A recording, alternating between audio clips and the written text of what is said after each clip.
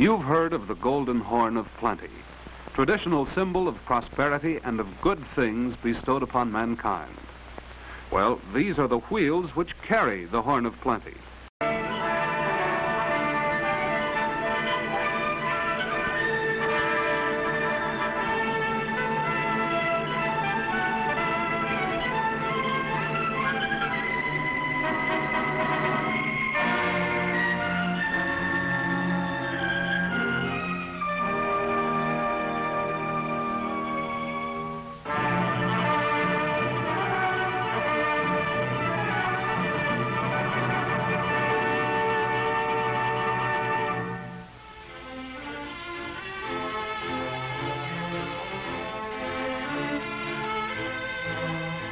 There's something about a railroad and something about railroading that's different from any other calling beneath the sun.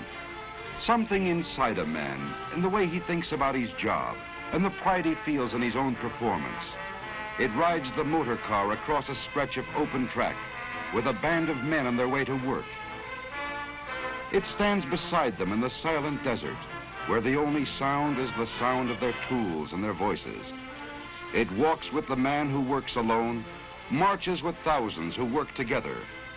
For these are railroad people, a breed of their own, the men and women who run the railroad, working with paper, with forges, lathes, and presses, truing the wheels, tending the signals, throwing the switches, handing out supplies, helping with the baggage, serving the food, selling the tickets, building a fence, a bridge, a roadbed, using a shovel, a crane, a transit, a typewriter, making up the trains, running the trains, maintaining the trains.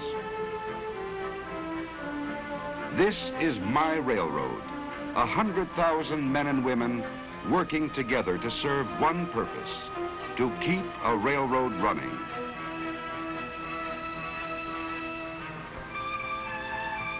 In the beginning, there was nothing. No rail, no roadbed, no rolling stock. Nothing but untouched wilderness. But in the wilderness was also a promise, the promise of a Western empire which could make one nation as wide as a continent if it could be bound together with bands of steel. Where few men had dared to walk, a path was cleared. Out of the rock, out of the earth, and through the virgin forest. Ties were hewed, rail was laid, bolted, and spiked down. When the last spike was driven, our first trains moved across the continent. Up and over 7,000 feet of mountain barrier, locked in winter's clutches, and into the heart of the Western Empire. A nation now was joined together, a nation scarcely born, yet reaching for its destiny. As the West and Southwest grew, so did the railroad. Until today, those rails which once bravely spanned the mountain have become an interlocking network, binding together the far west, the southwest, and the south, linking them in turn with the mid-continent, and through many connecting lines, hauling traffic across the nation. Hauling the products of the forest, lumber from the Siskiyous, the Cascades, the Sierra, from New Mexico, Texas, and Louisiana. Hauling the products dug from the earth, the metals, the chemicals, the oil. Hauling the products of the soil, fruits and vegetables from the garden spot of the nation, transported to distant cities as if distance were non-existent. Hauling the products of the factory, fashioned into the shape of things our people need. Hauling the people of a free nation, a people free to move and travel at their will without answering to any man. This is my railroad, a service performed by 100,000 men and women who share a common pride, knowing how to run a railroad.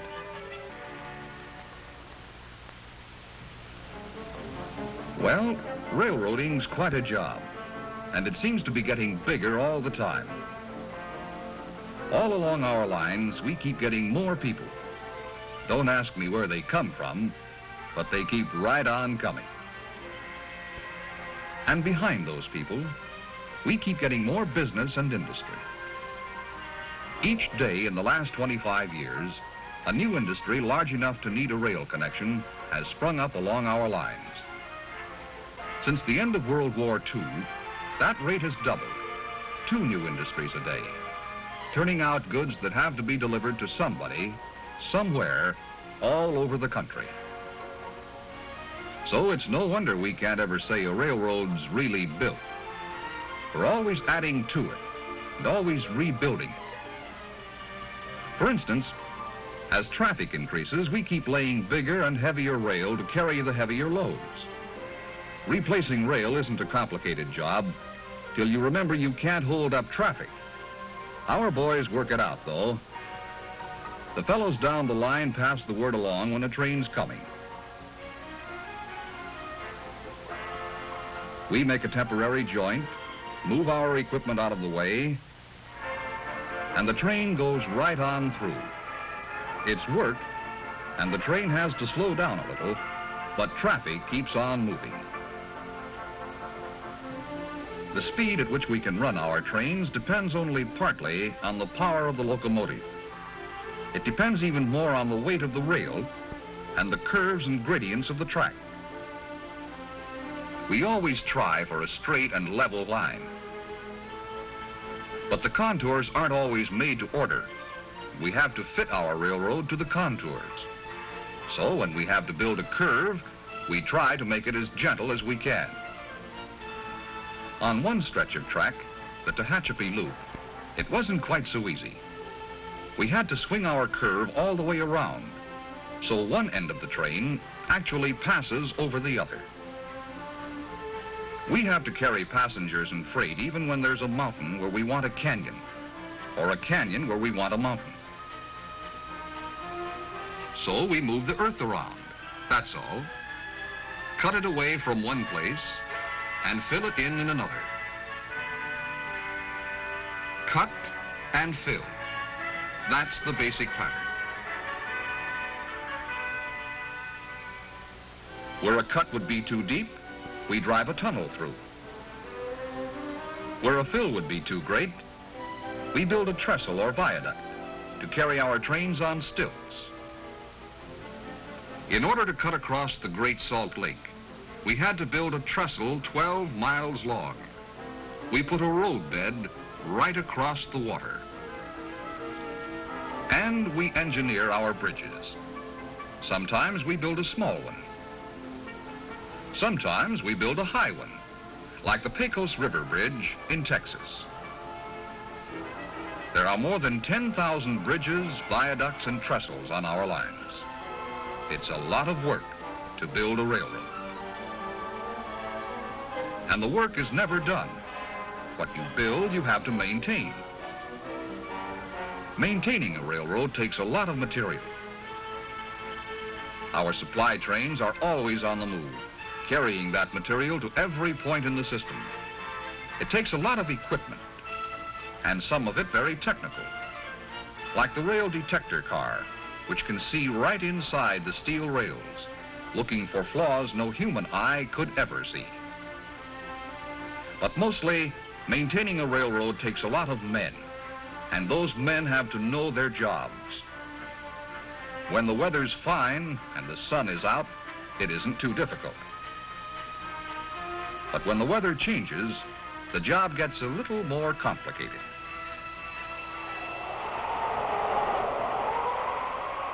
When the wind whips up a desert sandstorm, we've got a real fight on our hands. That tearing sandblast can wear the hard steel rail faster than the trains that run on it. It can bury the rails, block the switches, and even stop the trains. So, our men must fight it. This is no easy way to make a living, but railroad men can take it, working as steadily as the wind itself, for as long as the wind keeps blowing.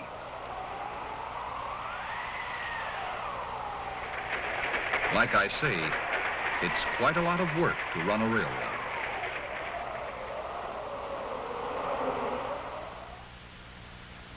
Who are these people who run the railroad, who keep the railroad running? We're a plain and friendly people living in the cities, towns, and rural districts of 8 states, living among our friends and neighbors whose patronage of the railroad gives us the work by which we earn our living. We in turn contribute to the communities in which we live. We pay our taxes, take an active part in community life, and buy from merchants up and down the streets of 1,000 towns. We're members of clubs, women's clubs and service clubs, and members of sports clubs too, both as players and as spectators. We all have fun, don't we, Bub? Yes, we're a plain and friendly people, we who run the railroad. We who run the railroad in sun and storm, in summer and in winter, in order to carry the people and the products of a nation, so that one man may exchange his goods with other men, and they in turn with him, in the working pattern of a free economy.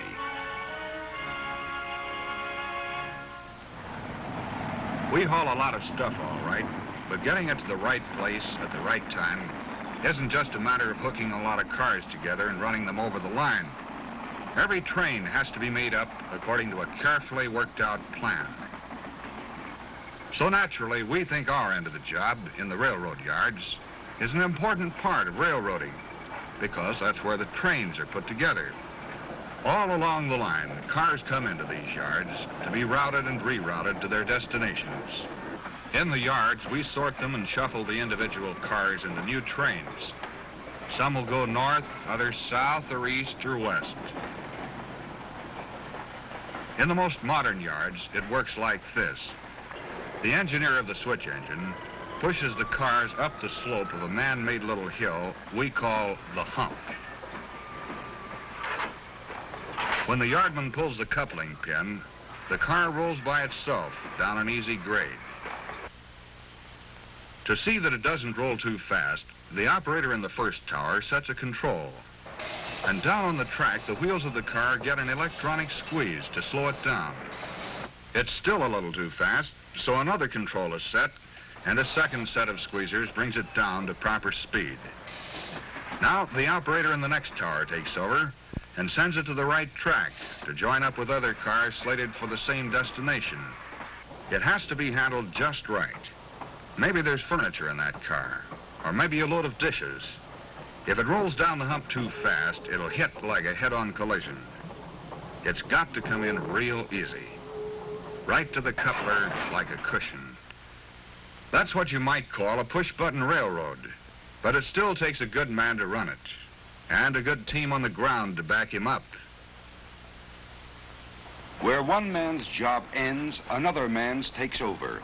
As the newly made-up trains pull along the throat track to the departure yard, a yard clerk calls in the number of each car to the yard office. SP 58228, PFE 178693. For every train we make up in the yard, we make up a train on paper, too. By keeping a record of their movements, we know where any shipment is anywhere along our lines at any time. On automatic machines, we cut a card for every car in every train. The cards are routed through other machines that automatically cut teletype tapes and dispatch a copy of each card to as many as 60 different offices which may be interested in the train. Later, at junction points across the continent, the progress of each car will again be teletyped ahead. With the aid of automatic equipment and electronics, railroading today has become a science. Yet all that these mechanical marvels can really accomplish is to help good men do their jobs better. The engineer in the cab can pick up his phone and, thanks to shortwave radio, talk with the conductor in the caboose a mile away as easily as if they were sitting side by side. The conductor works from wheel reports, which, once made up by hand, are now made up by machine. But no machine yet devised has been able to cut off a car at its destination or switch it to the proper track. No machine yet devised has ever taken the place of the brakeman's eyes as he keeps his watch over the rolling wheels of the rolling freight. And no machine ever devised has taken the place of the engineer's skill as he pilots his train along the track. The machines help, but it still takes men to do the jobs. The engineer, highballing along at top allowable speed, knows there are trains ahead of him, behind him, and coming in the opposite direction, yet he is completely confident. His confidence is in the men who keep him posted, the dispatchers. On 100 miles of single track, there may be as many as 20 trains traveling in two directions and at different speeds. As trains pass a station, the operator passes the word to the dispatcher. He checks one report against the other and transmits his orders on ahead to be picked up along the line. The engineer or fireman in the engine cab picks up the orders from the top arm of the train order post, and a mile behind, a trainman latches on to a duplicate from the lower arm. The orders may read for the train to go right on through or to pull into a siding so another train can pass. It's teamwork all the way, good coordination and timing. And the automatic block signal system provides a safe double check. On the busier sections of single track line, dispatchers can speed up the traffic flow with the aid of an electronic system called Centralized Traffic Control, or CTC. CTC is the dream of almost every boy and man, a railroad at your fingertips, 100 miles of track before your eyes. Out on the line, two freight trains push on toward each other on the same track. To the dispatcher miles away, they are lights on his CTC board, lights moving toward a siding. Then a flick of a remote control switch,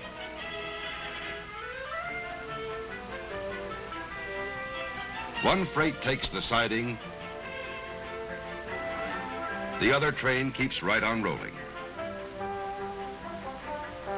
With the positive control of CTC, the dispatcher's judgment cuts down delays at sidings, and often he can time his meets so perfectly that neither train must stop.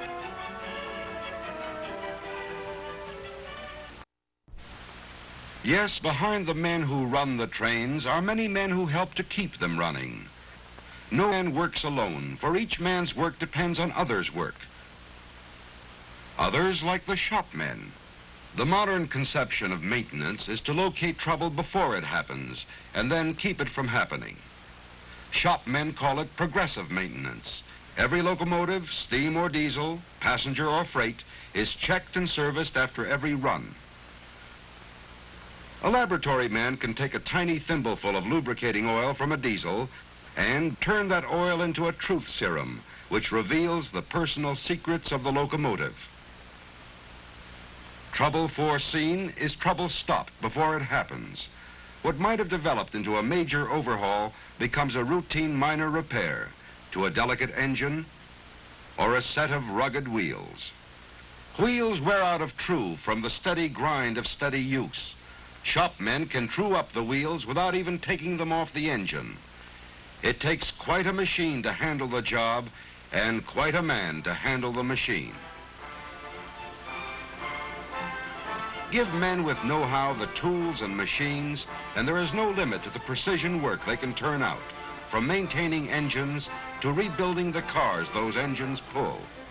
To the men in the shops, like those at Houston, Texas, rebuilding cars is an everyday story. One by one, old wooden cars are dismantled,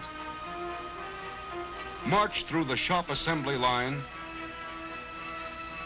and transformed into all steel cars better than before. Yes, it's the shop men who keep them rolling. We couldn't provide good service to our passengers and shippers if it weren't for these men that passengers and shippers never see.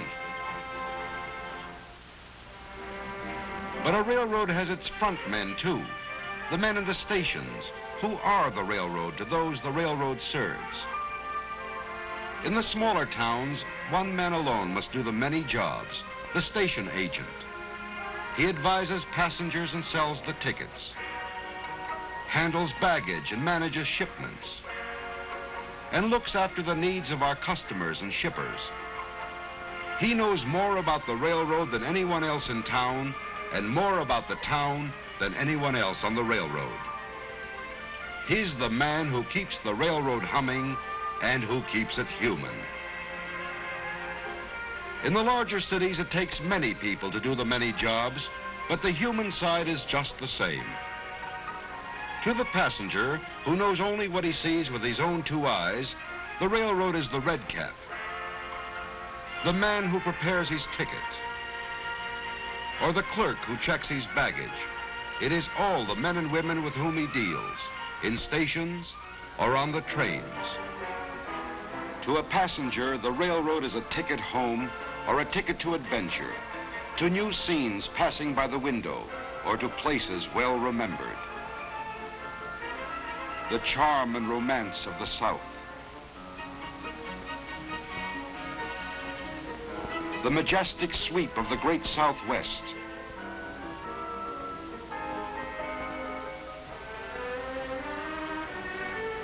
the color and beauty on the shores of the Pacific.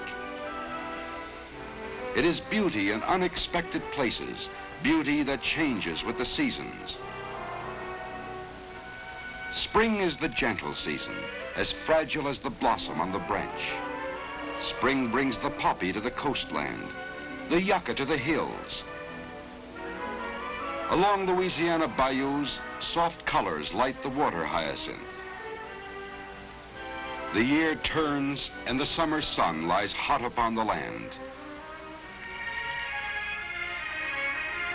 But with the tang of autumn, the colors change upon the trees. A delicate tracery on the leaf, a broad brush stroke on the mountainside.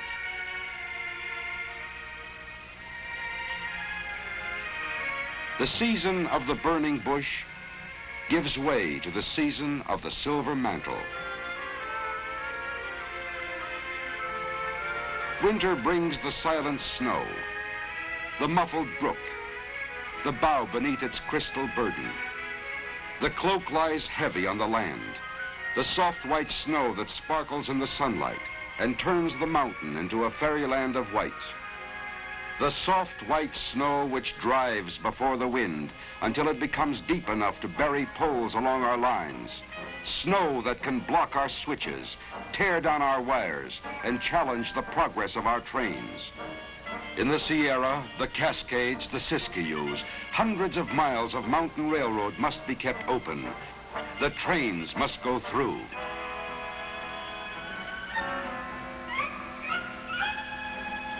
When a new storm blows into the Sierra, you can be sure of just one thing. A battle is about to begin. A battle fought by man's mind as well as muscle, by a powerful and complex organization that has gained skill and knowledge through the years. As the storm bears down upon us, the power of the railroad is mobilized to meet it. Extra crews are called to duty. Track crews, train and engine crews, crews for the snow fighting equipment, railroad men who are mountain men, men who have fought snow all their working lives. These men and their equipment are dispatched to strategic locations.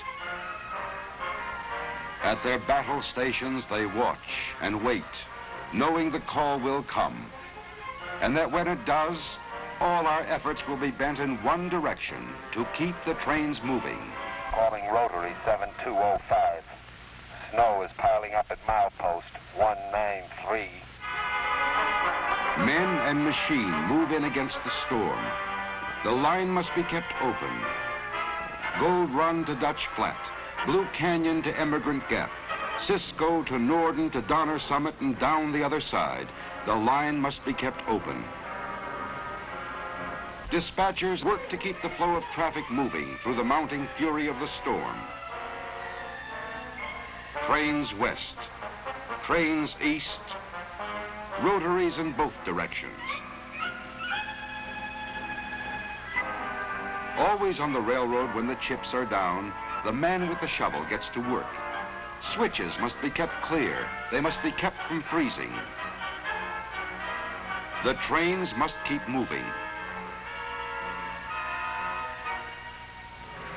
Somewhere on the mountain, a wire is down.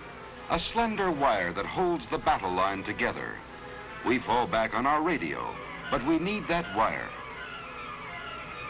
When the break is located by radar, a man goes out to mend it. Now fixing it becomes a personal matter between one man and the storm.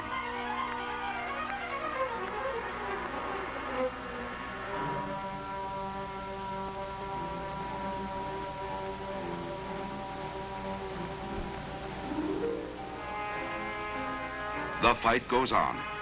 If the storm won't quit, then neither will we. When the blind white fury smothers our attack, there's only one way to beat it: outlast it. Sometimes when the going gets tough enough, we may have to yield a little, to surrender one track to the storm and concentrate all our work and all our equipment to keep the other track open. So we do. We put our backs into it, we keep on punching. And the trains keep rolling through.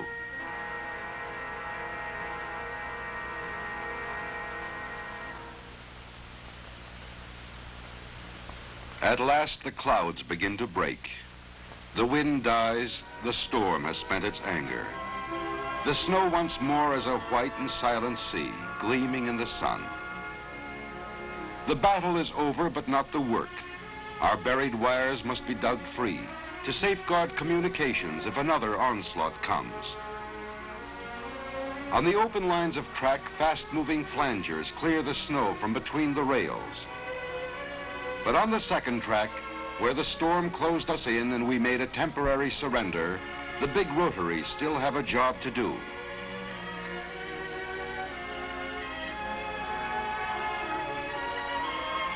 The path carved open by the rotaries is then widened by the spreaders. We can push a little when we set our minds to it. Move over, snow. We've got a railroad here, and the men who know how to run it. This is my railroad, and I'm proud of it. You can tell what railroaders are made of when the going gets really tough.